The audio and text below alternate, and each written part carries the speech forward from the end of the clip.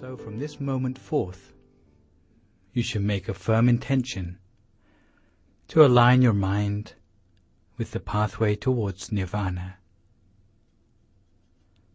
Sitting for meditation, cross-legged, with your right leg on your left leg, your right hand on your left hand, and the index finger of your right hand touching against the thumb of your left hand, with your hands resting palm upwards on your lap, lightly and gently. Close your eyes very softly, as if you were only half closing your eyes, similar to the way you might close your eyes to go to sleep.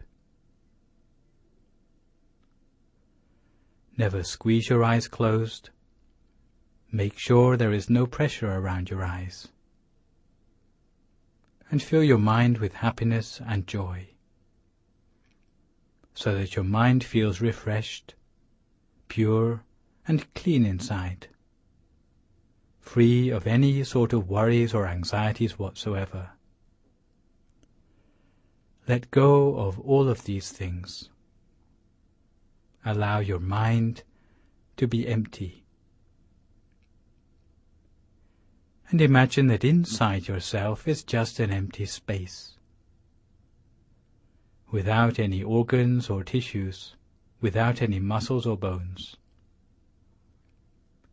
Just like an empty cavity inside yourself, a hollow space within you, empty inside, rather like a crystal tube or a diamond pipe, bright and clear inside yourself.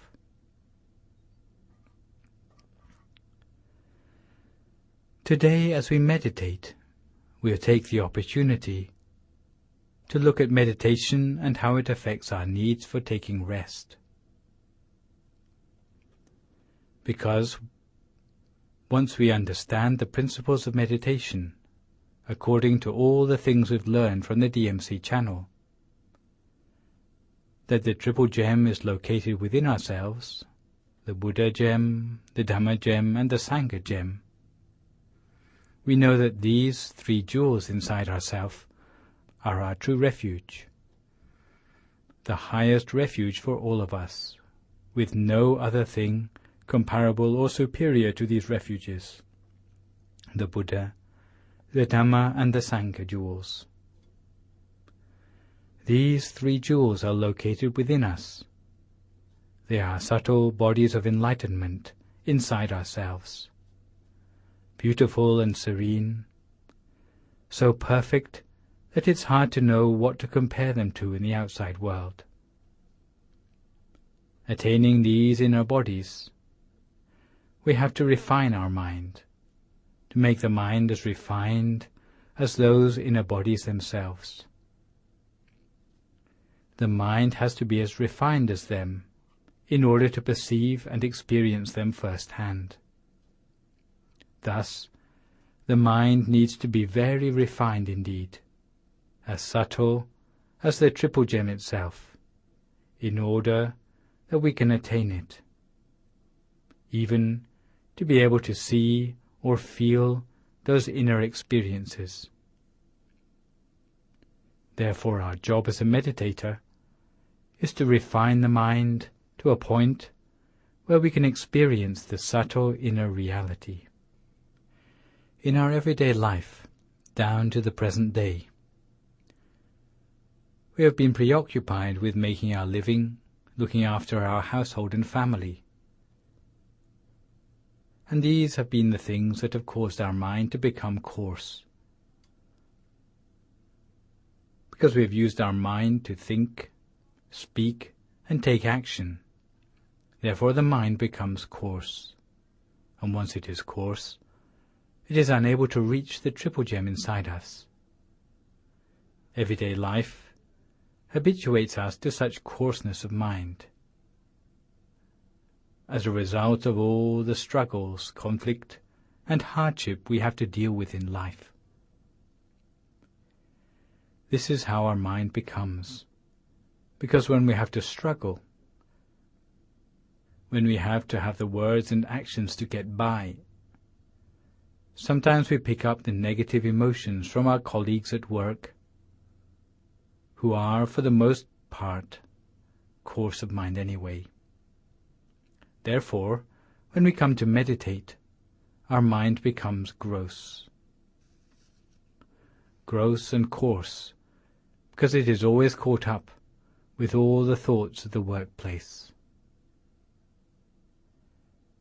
It is always appropriate to deal with coarse phenomena by coarse methodology. If we are dealing with subtle things, then we have to use subtle methodology. If we use methodology to fit the issue, there is nothing we cannot improve. We choose methodology appropriate to the issue we're dealing with. Knowing that the mind is subtle, we must use subtle methodology.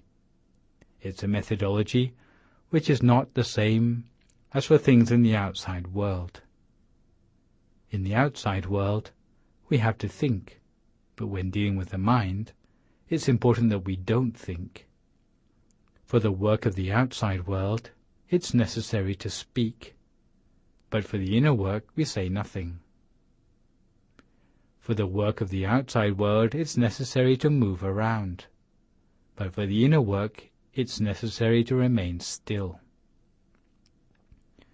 For meditation, it's imperative that we don't attempt to think, speak, or do anything. We mustn't have any expectations about what we're going to see, because it's unlikely that we're just going to see the triple gem by accident. We have to make the mind subtle first.